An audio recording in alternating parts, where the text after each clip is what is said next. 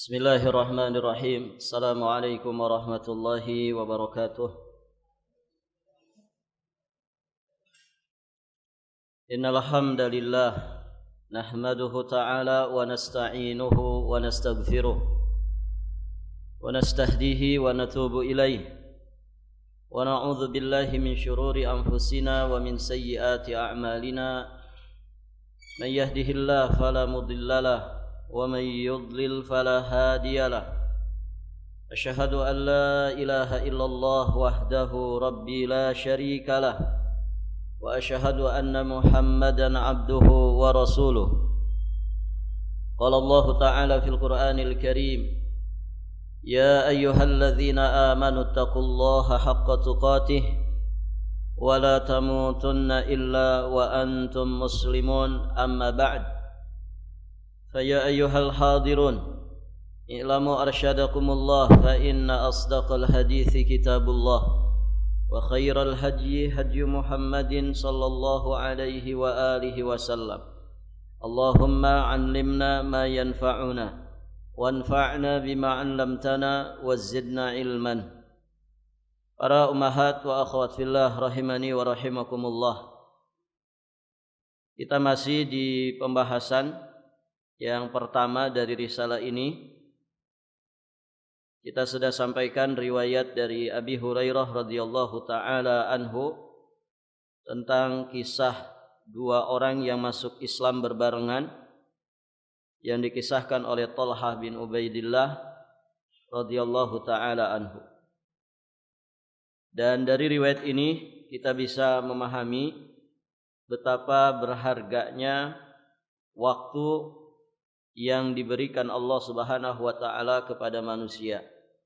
Bicara waktu berarti kita bicara usia. Berapa usia kita sampai nanti kita mati, maka itulah sesungguhnya nikmat waktu yang Allah Subhanahu wa taala berikan kepada kita. Kita lanjutkan. Tidaklah bergeser satu waktu ke waktu berikutnya, melainkan Allah Subhanahu wa taala mengingatkan kita semua tentangnya. Seperti sumpah-sumpah Allah Subhanahu wa taala yang ada di dalam Al-Qur'anul Karim. Allah bersumpah dengan setiap waktu. Allah bersumpah dengan waktu fajar. Allah bersumpah dengan waktu subuh. Allah juga bersumpah dengan waktu duha, bergeser dari waktu duha masuk siang hari. Allah juga bersumpah dengan waktu siang. Allah bersumpah juga dengan waktu asar. Karena sebagian tafsir dari firman Allah wal asri itu maksudnya adalah waktu asar. Kemudian bergeser dari waktu asar masuk di malam hari.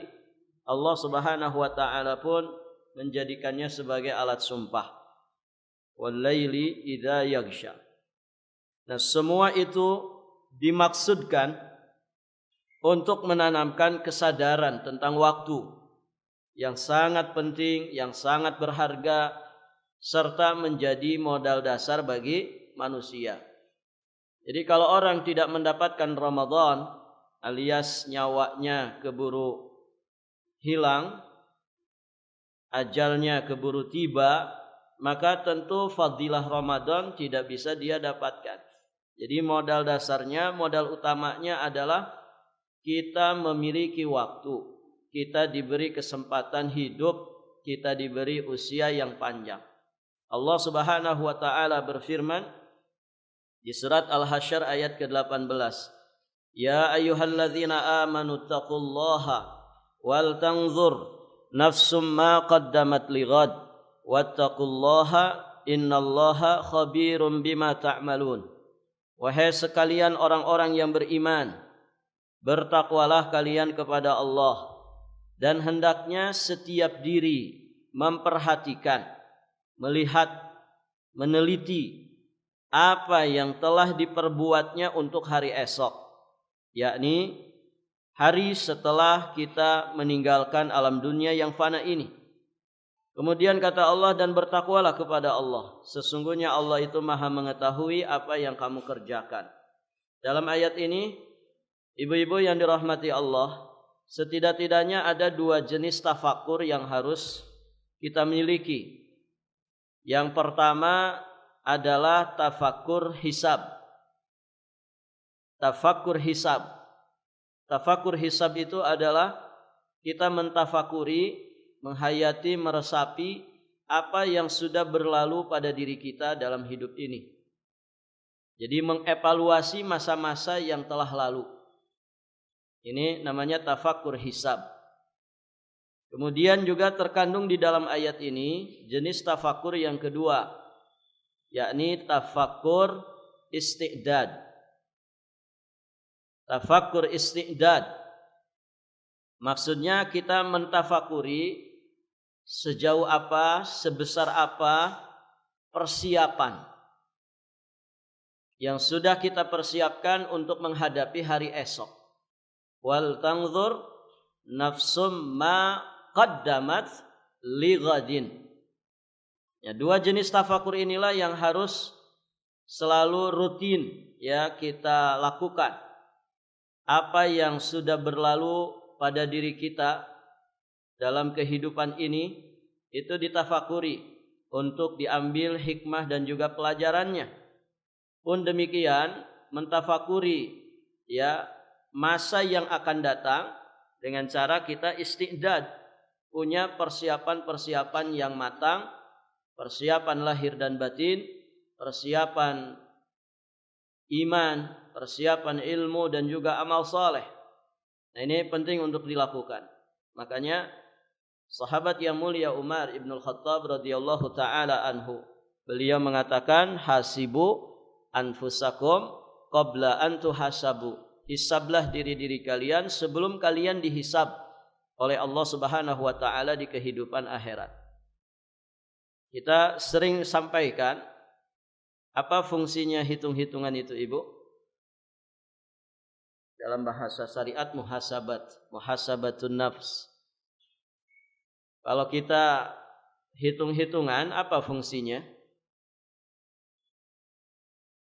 Ada pedagang di sini?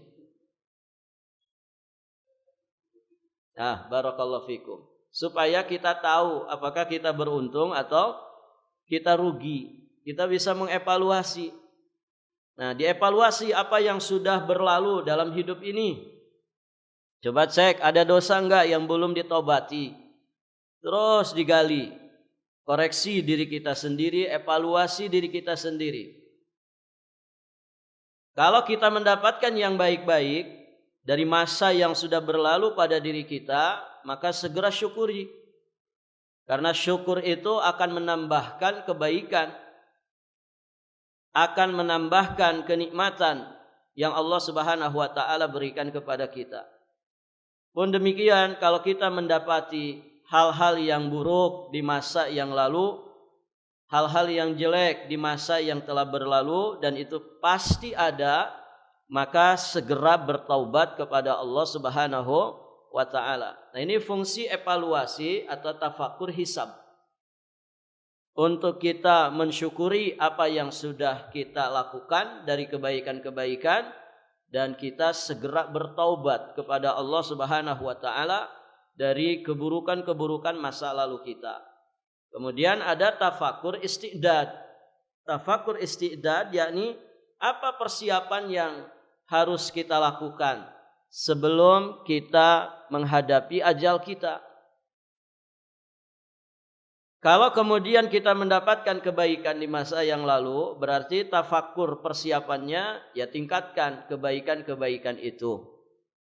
Kemudian kalau kita mendapatkan apa yang telah berlalu pada diri kita itu berupa dosa dan maksiat, paling tidak persiapan kita di masa yang akan datang, ya jangan sampai kita terjatuh ke lubang yang sama.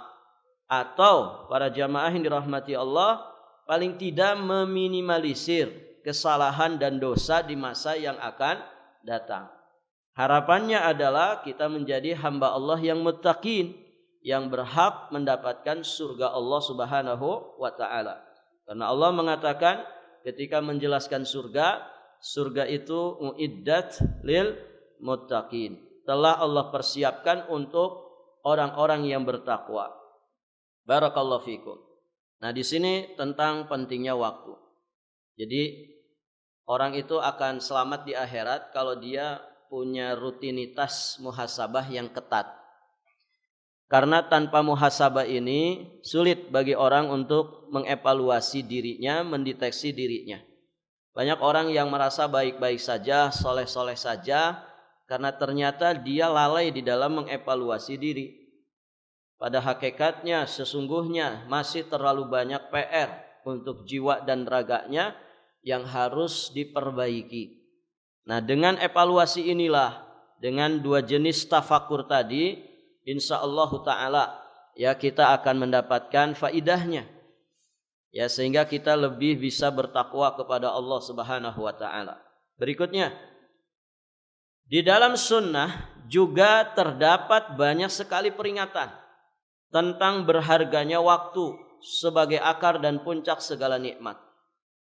Cukuplah 3 hadis di bawah ini sebagai peringatan bagi kita untuk tidak menghambur-hamburkan waktu dalam kesia-siaan sehingga berbuah penyesalan yang berkepanjangan. Hadis yang dimaksud pertama, hadis sahih riwayat Imam Al-Bukhari dari jalan sahabat yang mulia Abdullah bin Abbas radhiyallahu taala anhuma. Nabi bersabda, "Nikmatani magbunun fihima katsirun minan nas as-sihhatu wal faragh." Ada 2 nikmat yang kebanyakan manusia tertipu, terlalaikan dengannya. Nikmat apa itu? Nikmat sehat, nikmat waktu luang. Barakallahu fikum. Kalau lebih diidentikan lagi, sehat dan waktu luang ini sangat identik dengan apa? Dengan apa, Bu? Biasanya yang sehat-sehat itu siapa? Yang waktunya senggang, lenggang, siapa biasanya?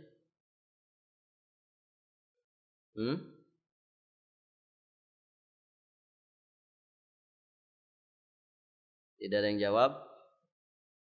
Iya, orang-orang yang ada di masa muda. Barakallahu fikum. Ya kan? Sehat itu biasanya ideal dan identik dengan masa muda. Waktu luang juga demikian. Gitu ya.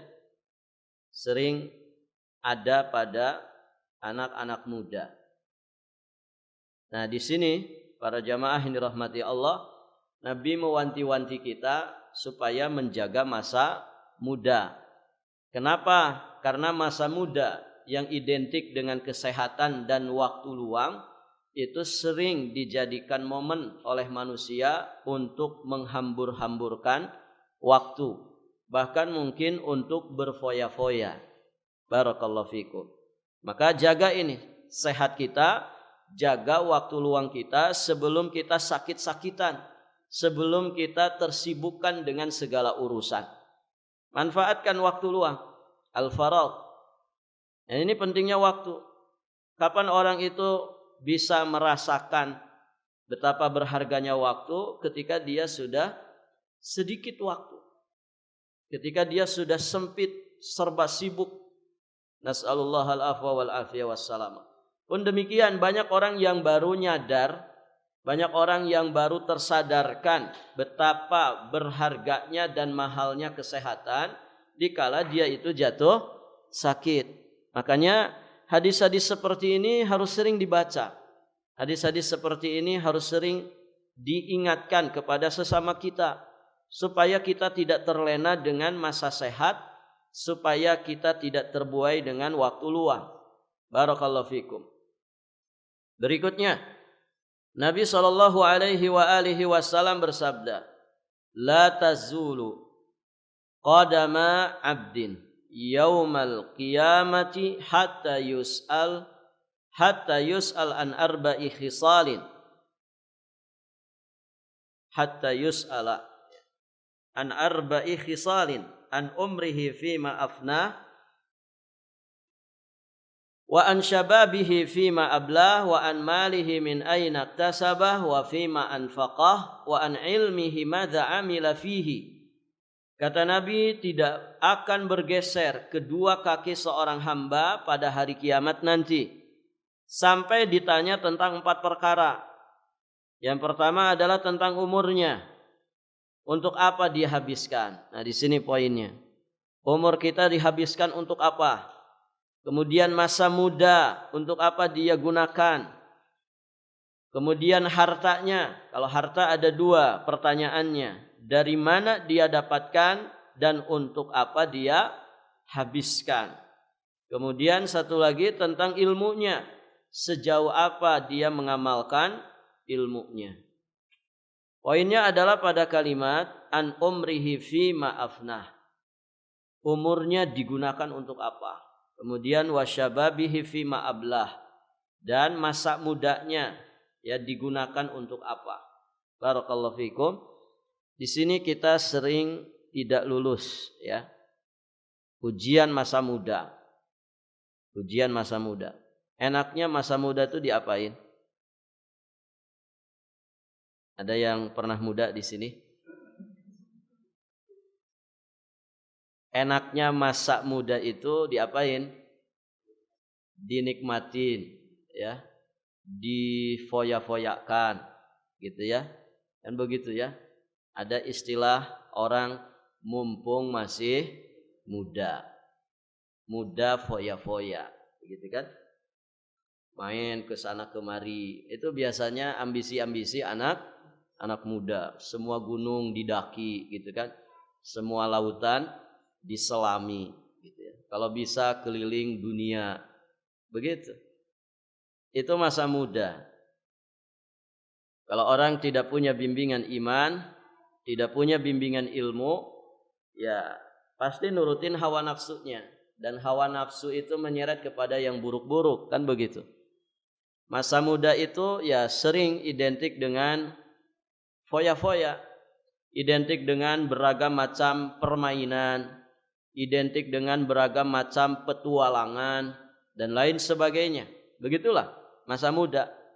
Padahal ya Nabi sallallahu alaihi wasallam mewanti-wanti kita, ayo jaga masa muda sebelum datang masa tua. Karena masa tua itu sangat-sangat dipengaruhi oleh masa muda. Ada enggak orang tua yang malas belajar? Ada tidak Ibu? Ada. Ya. Namanya siapa? Namanya tua-tua keladi. Semakin tua semakin menjadi. Kan begitu. Loh, kenapa sudah tua tidak mau belajar, malas duduk di majelis ilmu? Jawabannya diantaranya adalah karena mungkin dulu masa mudanya memang malas belajar. Kata Imam Ibnu Katsir menukilkan kalam para ulama ketika menafsirkan surat Al-Ahqaf ayat ke-15 jika tidak salah ya. Beliau mengatakan bahwa galibnya manusia tidak mengalami perubahan di masa tuanya. Illa man rahima rabbuh, kecuali mereka yang memang dirahmati Allah, dan itu sedikit sekali. Orang bisa berhijrah di masa tua, orang bisa semakin kuat imannya, semakin berkualitas amal solehnya di masa tua. Ini jarang sekali terjadi ya. Karena orang tua ketika orang masuk ke masa tua biasanya tidak banyak mengalami perubahan. Terus bagaimana kondisinya? Kondisinya mirip-mirip dengan masa mudanya.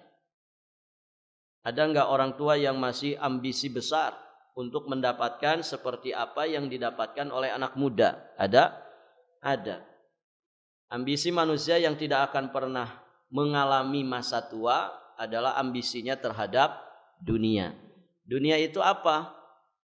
Banyak sekali, pernak-perniknya banyak sekali.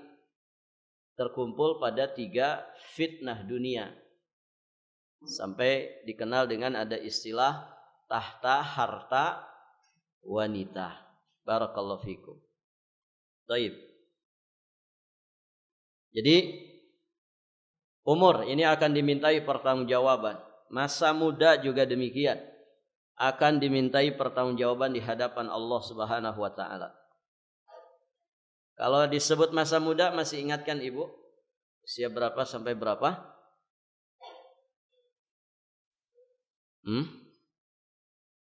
Sudah kan pernah disampaikan ya?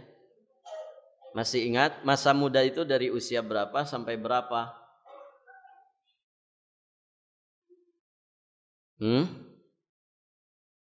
Saya lihat catatannya dulu.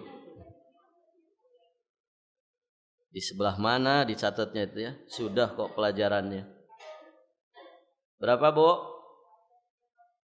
14 sampai 40. Itu galibnya ya. Tapi patokannya itu dari akil balik sampai usia 40. Begitu ya. Nah, kalau kita paham itu, ya berarti di rentang waktu usia akil balik sampai 40 tahun ini harus dimaksimalkan dengan sebaik-baiknya.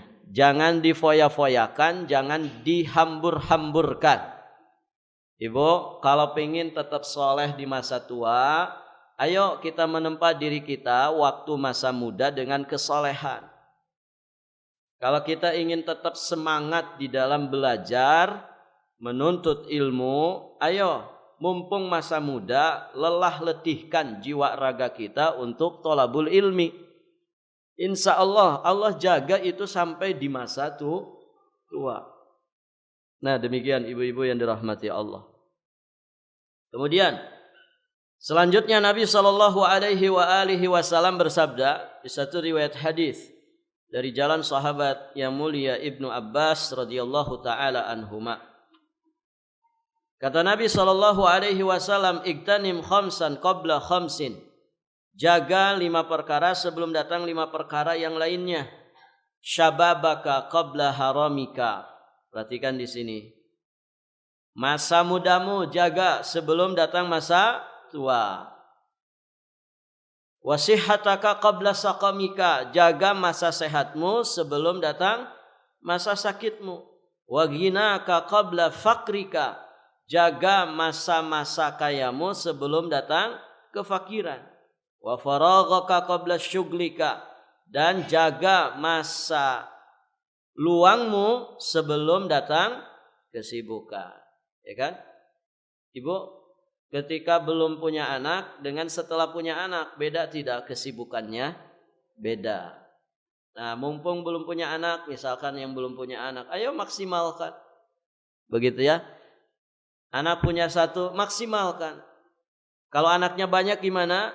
Tetap kita bisa maksimal. Karena kita sudah terbiasa memaksimalkan, mengoptimalkan waktu. Kan begitu. Barakallahu fikum. Kemudian wahayataka qabla mautika, jaga masa hidupmu sebelum datang kematian. Ini 5 ini mohon diperhatikan.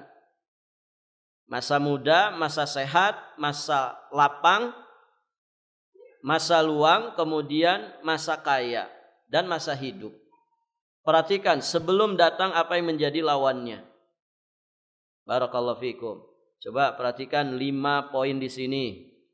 Syabab, kita punya enggak ibu? Masa muda masih ada? Sebagian ibu-ibu mungkin masih, yang usianya di bawah 40 tahun. Alhamdulillah, poin 1A ada. Sehat-sehat ada. Alhamdulillah, kita hadir di sini karena insya Allah salah satu wasilahnya adalah sehatnya kita, kan begitu ya. Kemudian ghinaka, kekayaan, kecukupan ada.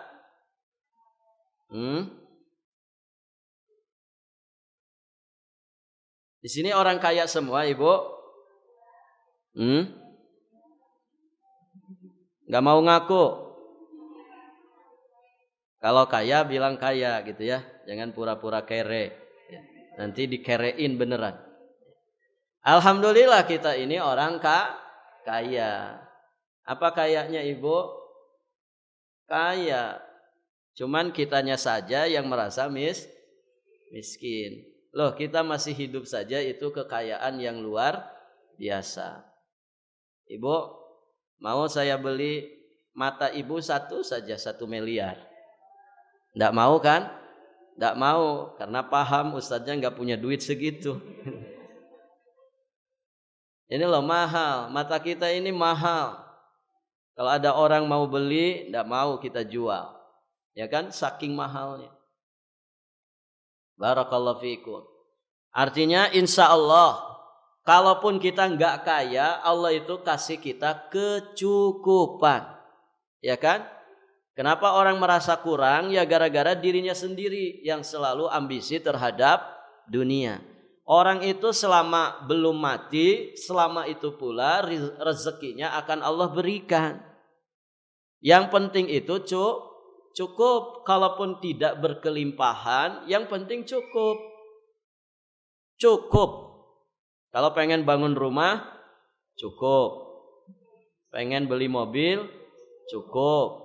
Pengen haji, cukup. Pengen apa lagi? Yang penting cukup. Barakallahu fikum. Pengen makan, cukup untuk makan. Ya.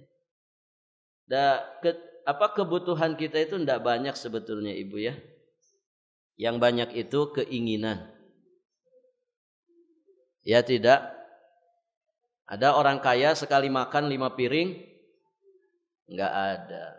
Sama orang kaya, orang miskin kebutuhannya sama. Kalaupun beda ya beda-beda tipis lah gitu ya. Kelas berat dengan kelas ringan gitu kan. Tidak ada orang mentang-mentang kaya sekali makan 5 piring gitu. Kenapa ibu makannya 5 piring? Kan orang kaya. Enggak ada. Tidak ada ceritanya seperti itu. Bahkan banyak orang kaya itu kalau makan beda dengan orang miskin. Orang miskin tuh segala dimakan, gabres gitu ya. Mau semur jengkol ya, mau ikan asin. Oh, dia mah bebas, sultan begitu ya.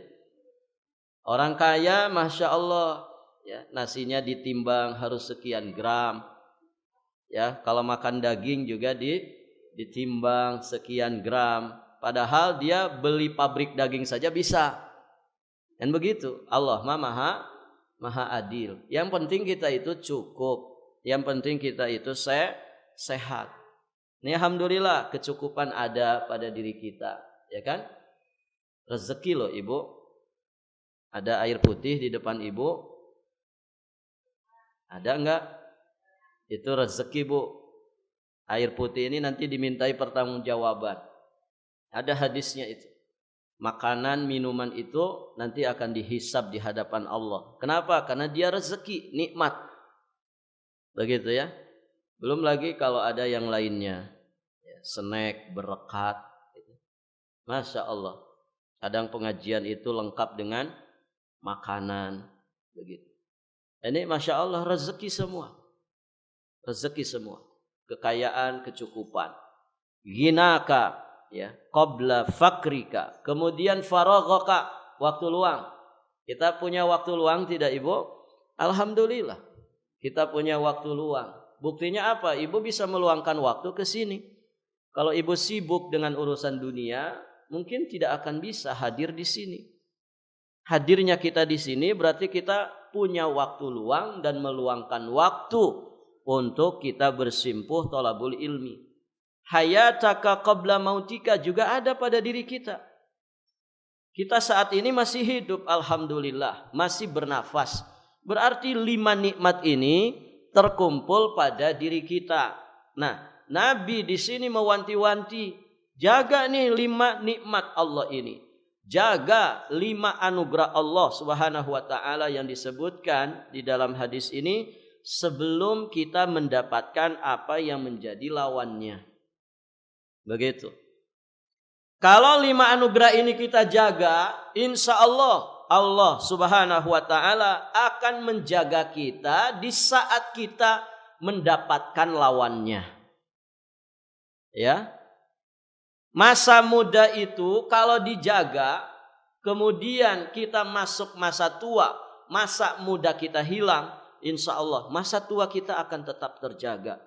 Pun demikian masa-masa sakit kita, di saat Allah uji kita dengan penyakit, maka kalau kita sebelumnya selalu menjaga kesehatan kita, Allah pun akan jaga kita di saat kita sedang sakit. Begitu. Dijaga itu maksudnya bagaimana?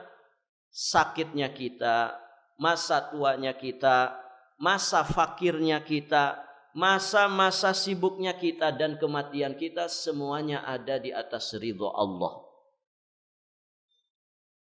Dengan bahasa lain, al-jaza min jinsil amal. Balasan itu sekadar dengan amal perbuatan. Orang yang menjaga kesehatan, Ibu, dengan amal soleh, dengan amal kebaikan, maka amal kebaikannya itu tetap dikasih pahala walaupun dia tidak melakukannya lagi di saat dia sedang sakit. Jadi sebetulnya masa sehat itu jariyah untuk masa sakit kita, ya kan? Maka jaga tuh, betul-betul dijaga. Masa muda juga jariyah untuk masa tua. Ibu dulu di masa muda kuat baca Quran itu sampai 1 juz 1 hari. Rutin setiap 1 bulan sekali khotam Quran. Bertahun-tahun di masa muda seperti itu. Setelah menginjak masa-masa tua, begitu ya, sudah mungkin serba terasa, begitu ya. Ada yang dengan asam uratnya, ada yang dengan diabetesnya, ada yang dengan hipertensinya, ada yang dengan pegel linu encok, begitu ya, tidak bisa duduk lama, ada yang juga dengan gigi yang pada permisi, gitu kan, satu-satu ya copot dan tidak bisa tumbuh lagi, atau apapun itu, sehingga kebiasaan baik kita itu terkurangi. Nah, kata para ulama, ya dia akan dicatatkan pahala sebagaimana kebiasaannya di masa muda. Enak nggak Ibu? Enak. Maka ini sebetulnya motivasi bagi anak-anak muda. Ayo manfaatkan dengan kebiasaan-kebiasaan baik, supaya kebiasaan-kebiasaan baik kita di masa muda itu jadi tabungan di masa tua. Paham maksudnya Ibu? Kaidah ini kan dipahami oleh banyak orang. Menabunglah di masa muda supaya apa, Bu? Ini enggak pernah nabung berarti ya. Menabunglah di masa muda supaya kita bahagia di masa tua. Nggak mikir lagi duit karena suka nabung di masa muda, kan begitu. Ada yang dengan emasnya mini gold gitu ya. Ayo nabung ya, pengen jualan inti nama gitu ya. Ada yang dengan investasi tanahnya, ada yang dengan jadi juragan kontrakan. Pokoknya ini yang dipikirkan manusia, bagaimana mumpung masih muda menabung sebanyak-banyaknya untuk kemaslahatan di masa tua. Kan begini ya, pola pikir manusia itu. Masalah ini dipahami dan rata-rata punya cita-cita seperti itu. Barakallahu fikum. Kenapa kita tidak memperhatikan ini untuk kebaikan agama kita? Dalam syariat kita, Ibu, Nabi sudah mewanti-wanti, jaga ini masa muda. Nabung iman, nabung amal soleh di masa muda, supaya itu menjadi kemaslahatan bagi kita di masa tua. Ayo aja yang ditabung itu harta, invest. Begitu ya. Mau ada IKN, ayo semua berbondong-bondong ke Penajam. Ada orang jual tanah murah. Kenapa? Menggiurkan. Padahal belum tentu juga jadi, gitu kan. Kalaupun jadi, belum tentu menikmati. Keburu mati, ya kan? Karena yang datang ke sana itu rata-rata orang yang sudah ubanan. Gitu. Barakallahu fikum. Nah ini para jamaah yang dirahmati Allah. Ayo jaga masa muda. Ya. Ada berapa di sini yang masih di masa muda? Ada berapa, Bu? Banyak, alhamdulillah. Biasanya pengajian saya dihadiri oleh siapa? Iya, Masya Allah. Ini dapat informasi ya dari seorang perempuan yang dekat dengan saya. Tidak usah disebutlah ya namanya. Jamaah Buya itu katanya kebanyakan mbah-mbah, nenek-nenek, kai-kai. Alhamdulillah masih mau duduk. Itu sebetulnya jadi pelajaran juga buat ustadznya. Saya bisa enggak seperti mereka begitu ya. Sudah sepuh, bahkan ada ibu yang usianya sudah kepala 8. Masih nikreh, ngaji, duduk di majelis. Saya di beberapa majelis itu kalau ngasih pengajian ada ujiannya, Bu. Ya walaupun 5 tahun sekali gitu kan. Tapi ada ujiannya. Itu Masya Allah. Yang sudah usia kepala 8 itu ikut ujian. Dan paling besar pahalanya. Paling besar nilainya. Semoga pahalanya juga lebih besar. Paling besar nilainya di kelasnya gitu ya. Karena saya kelas-kelaskan. Yang usia 20 sampai 40. Yang 40 sampai 60. Sama yang 60 ke atas. Ini yang usianya 80 ini. Yang paling tinggi di antara sekelasnya. Masya Allah. Nah ini secara tidak langsung jadi pelajaran juga ya buat ustadznya. Kalau saya ditakdirkan panjang usia, apakah masih bisa semangat seperti mereka? Makanya alhamdulillah semoga Allah terus menjaga keikhlasan, terus menjaga semangat saya, jadi semangat ngajarnya. Karena apa? Saya juga belajar dari mereka. Begitu, belajar dari mereka. Masya Allah. Taib, ibu-ibu yang dirahmati Allah.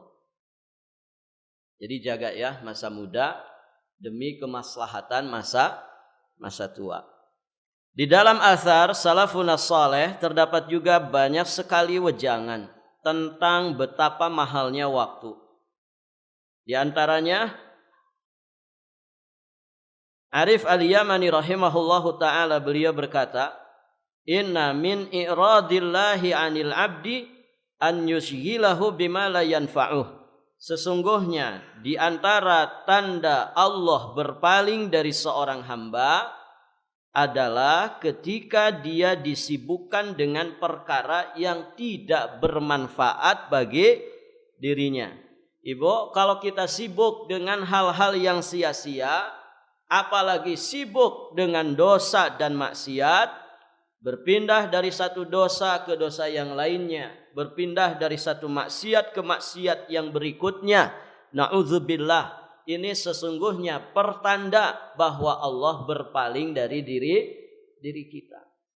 Ibu, ada orang nonton YouTube berjam-jam, betah banget. Ada orang nongkrong di kafe berjam-jam, betah banget.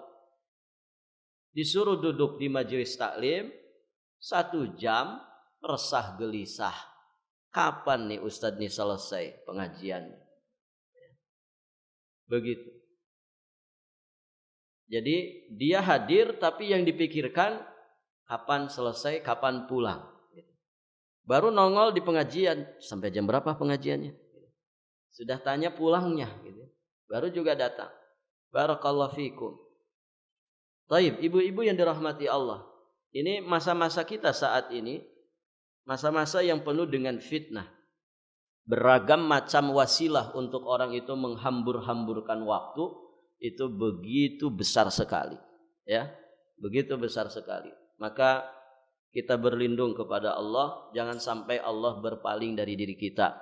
Berarti caranya sibukkan diri kita dengan kebaikan, sibukkan diri kita dengan amal saleh. Ibu, kita suka bosan enggak kalau menjalani sesuatu? Bahasa syariatnya futur. Pernah falutur, Ibu? Barakallahu fikum. Iya. Manusiawi ya, orang itu mengalami kejenuhan, bosan sama ustadz itu teh sudah tahunan ya, bosan rasanya itu saja, nggak ada dagingnya gitu. Semua isinya cangkang. Barakallahu fikum. Mungkin ada ya orang seperti itu, merasa jenuh, merasa bosan, karena kebosanan, kejenuhan itu sesungguhnya terjadi karena rutinitas yang monoton. Begitu ya. Rutinitas yang monoton, gitu-gitu aja gitu. Barakallahu fikum, ini manusiawi. Kalau kita mengalami kejenuhan, kefuturan, itu pertanda bahwa kita itu manusia, gitu ya, bukan malaikat. Makanya disitulah ada hikmah syariat. Apa di antara hikmahnya? Syariat ini ibu menganeka ragamkan amal soleh, ya tidak? Iya. Amal soleh itu bentuknya beraneka ragam, tidak melulu itu saja. Sehingga sesungguhnya ini menjadi solusi bagi mereka yang mengalami kejenuhan, mengalami kefuturan. Apa itu? Ya, dia memvariasikan amal kesolehan. Begitu. Barakallahu fikum. Kalau kita misalkan jenuh dengan satu amalan, tentu catatannya ini bukan amalan yang wajib ya. Kalau amalan yang wajib tidak boleh kita bosan. Kenapa nggak sholat? Aduh bosan saya itu sholat zuhur terus. Ya sudah 50 tahun. Kalau yang wajib ini tidak masuk pembahasan ini. Yang wajib-wajib tidak boleh kita sampai futur. Ini kita berbicara amal-amal yang sifatnya di luar yang wajib. Ya terkadang kita futur tahajud, futur qiraatul Quran, futur thalabul ilmi, begitu ya.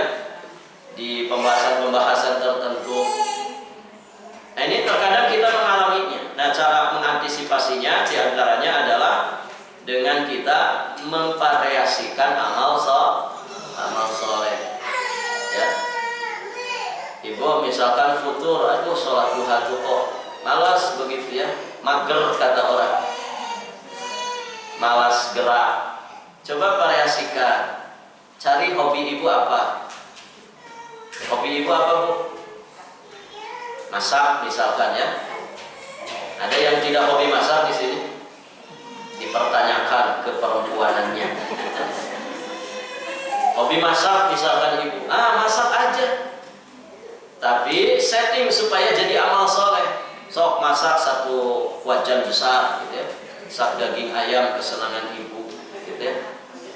Kemudian bagi-bagi ke tetangga, jadi amal soleh ya ibu. Jadi amal soleh, hobi kita tersalurkan, kemudian kita menikmati kegiatan itu, pahalanya tetap ada, kan begitu ya. Jadi jangan merasa buntu dengan kebaikan, variasikan kebaikan itu supaya itu menjadi solusi bagi kefuturan kita. Nah begitu ibu-ibu yang dirahmati Allah. Nah kalau pengen lebih panjang besok ya insya Allah hadir.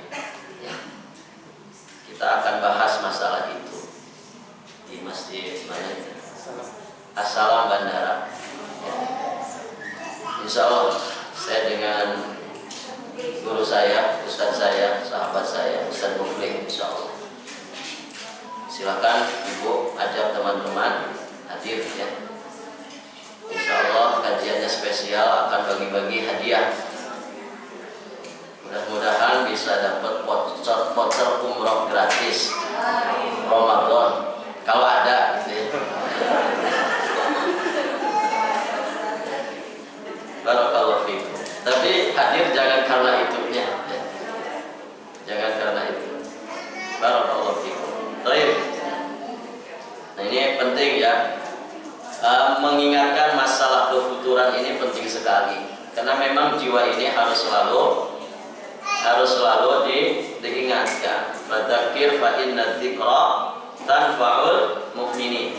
Jadi jangan sampai Allah berpaling dari diri kita gara-gara apa? Gara-gara kita selalu tersibukkan dengan hal-hal yang tidak bermanfaat bagi diri kita. Kemudian Abu Bakar bin Ayyash rahimahullahu ta'ala beliau berkata, inna ahadahum law saqata minhu dirhamun la dhalla yawmuhu yaqul inna lillahi dhahaba dirhami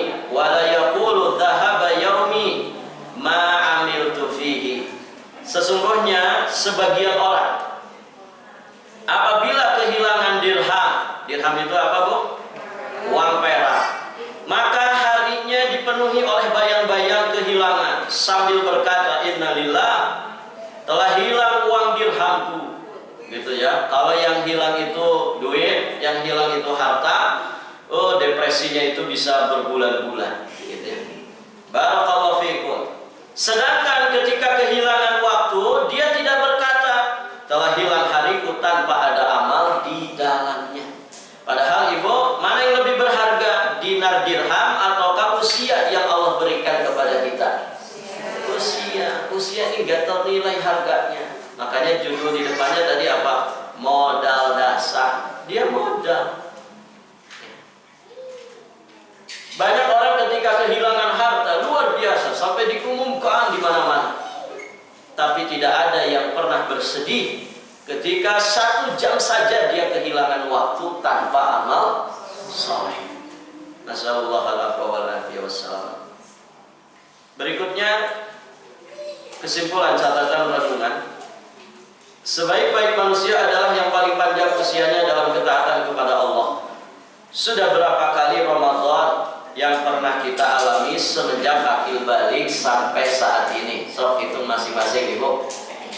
Yang usianya 60 tahun berarti berapa kali dari akil baliknya sampai 60? Tentunya seorang mukmin dengan rutinitas muhasabahnya punya catatan pribadi yang berkaitan dengan beragam kekurangan dan juga aib dirinya sendiri. Maka berazamlah untuk menjadikan setiap Ramadan sebagai momen meningkatkan kualitas diri di hadapan Allah. Tingkatkan yang sudah baik pada diri kita sehingga semakin lebih baik lagi. Ubahlah apa yang buruk menjadi baik. Kejarlah ketertinggalan. Kejarlah ketertinggalan kita karena kelalaian masa lalu. Semoga kita sukses selalu. Terakhir, Ibu yang dirahmati Allah, di situ saya cantumkan doa. Ini doa favorit ya, insya Allah. Coba perhatikan Ibu. Allahumma akthir mali wa waladi wa barik li fima a'taitani wa atil hayati ala ta'atika wa ahsin amali waghfirli. Ibu, ada beberapa permintaan di sini. Kira-kira Ibu pengen semua tidak di sini? Pengen. Pertama apa? Ya Allah, perbanyaklah hartaku. Pengen jadi wong sugih, Bu? Pengen. Pengen miskin enggak? Rata-rata tidak mau. Pengennya kaya, gitu ya. Ya Allah, perbanyaklah hartaku. Apalagi anak-anakku, dan berkahilah pada apapun yang telah Engkau berikan kepadaku. Jadi banyak orang yang pengen banyak harta, banyak anak, begitu ya, tapi dia lupa meminta keberkahan dari apapun yang Allah berikan kepadanya. Nah, ini poin ketiganya, kita minta diberkahi. Harta yang berlimpah yang ada pada diri kita tidak hanya berlimpah secara zahir, tapi benar-benar memproduksi, menghasilkan segala kebaikan-kebaikan terkait dengan masalah harta. Pun demikian, anak-anak yang Allah titipkan kepada kita, banyak anak kita. Tidak hanya kita memiliki anak yang banyak, menginginkan anak yang banyak, tapi kita minta kepada Allah, anak-anak kita ini anak-anak yang menjadi keberkahan bagi kita sebagai orang tuanya. Begitu. Berarti anak yang saleh dan salehah. Panjangkan usia hidupku di atas ketaatan kepadamu. Pengen, Bu? Panjang umur? Pengen tidak? Masih betah di dunia? Masih. Belum pengen pulang? Belum. Masya Allah. Jadi doa ini, Masya Allah. Wa atil hayati ala ta'atika wa ahsin amali, dan perbaikilah amalku, waghfirli, dan ampunilah dosa-dosaku. Ada berapa di sini permintaannya? 1, 2, 3, 4, 5, 6, 7. 7 permintaan kepada Allah yang semuanya menjadi keinginan setiap muslim. Syekh bin Baz rahimahullah taala beliau menganjurkan kita memperbanyak baca doa ini. Barakallahu fiikum.